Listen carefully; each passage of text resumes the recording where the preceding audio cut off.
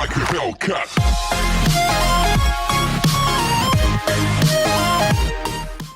Hello and welcome back to the channel where once again it's time for another Sega Saturn review, and we've got one of my most unpopular genres in terms of my reviews, and that is a puzzle game today in the form of Tetris Plus, which came out in October of 1996.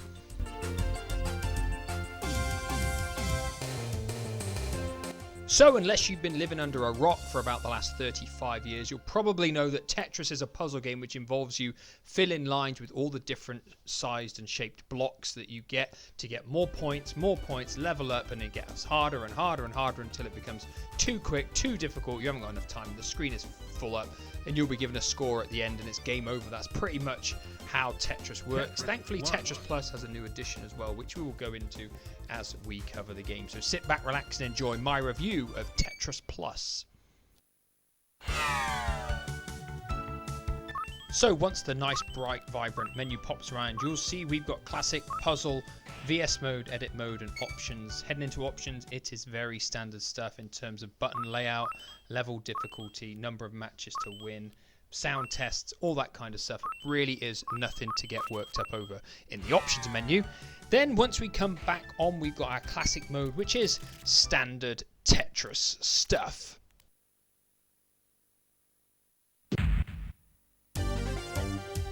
So like I always do, we're going to break it down into the way the game looks and performs, how it sounds, how it plays, what kind of lifespan you can expect to get, and is it worth playing today. And when we talk about Tetris, you're never going to be probably thinking about its great quality graphics that are pushing a system, because they are functional, they are relatively bright, the colours are used well to separate all the different blocks out. I can't argue with that, and especially for me, because I'm colourblind, it's absolutely fine. I don't have any issues with that.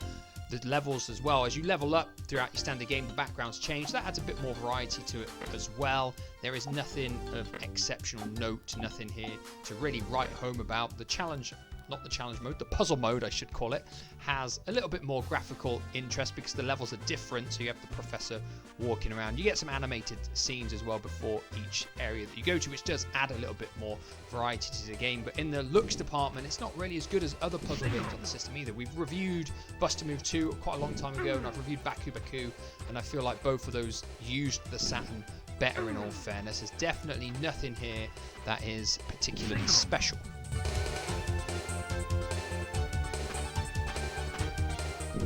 So moving on to the way Tetris plays, and it is pretty simple stuff. If you're in the classic mode, your D-pad will move the blocks around. You can press down to drop them quicker. A, B, and C will rotate them around so they're in different shapes. So you can try and fill up your lines to improve your score, progress in level, and try and get the biggest score you possibly can. That is it. That is Tetris as a whole. It is very simplistic stuff.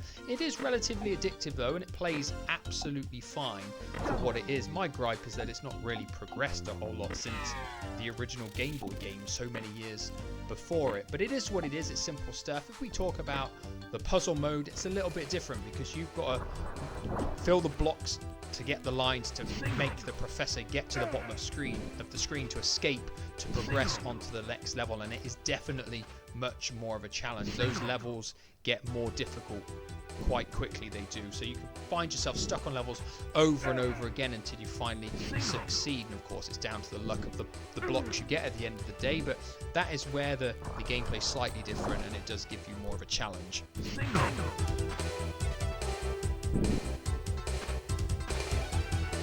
So moving on to the way the game sounds, and it's pretty much what you'd expect. You get your average sound effects, nothing special there, and you get your kind of cutesy, cheery musical tunes that you would absolutely expect in a game like this. There's nothing bad, there's nothing terrible, nothing's going to hurt your ears, but at the same time there's nothing extraordinary and nothing particularly memorable. But what I will do is what I always do, and I shall give you a few samples for you to decide for yourself.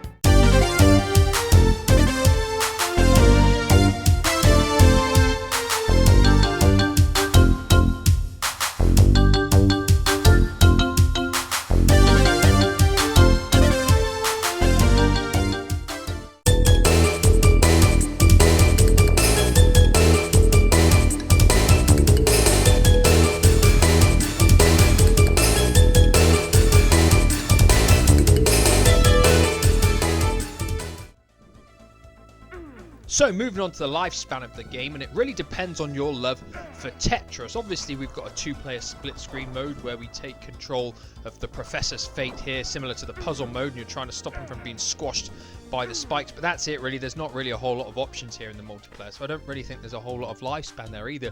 We've got the standard classic mode where you're trying to get the highest score you possibly can, and you've got the puzzle mode, which is the main part of the game where you will get the most lifespan and the most challenge.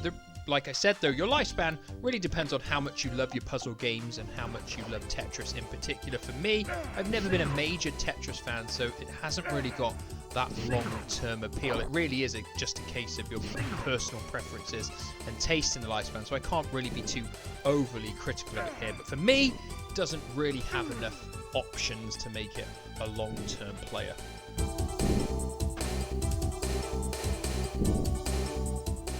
So of course this brings us to our 2 final questions. Is the game still worth playing today, and does it make it into our Saturn top 10? Now for me, this game doesn't offer enough over the original Tetris really to make it that much of an essential play. I really don't think there's enough in general here, not enough options, not enough variety, not enough new things to warrant me saying, yeah, go out and buy this game and add it to your physical collection on the Saturn. I just don't think it's got enough there, which probably means you can guess, does it make it into our Saturn top 10? It does not. It cannot knock any of those games in our top 10 off. And obviously as we go through the Saturn Power Collection, it'll get tougher and tougher for games to get into the top 10 as we get through to the really good quality stuff. Tetris Plus isn't one of those games that's going to get in there.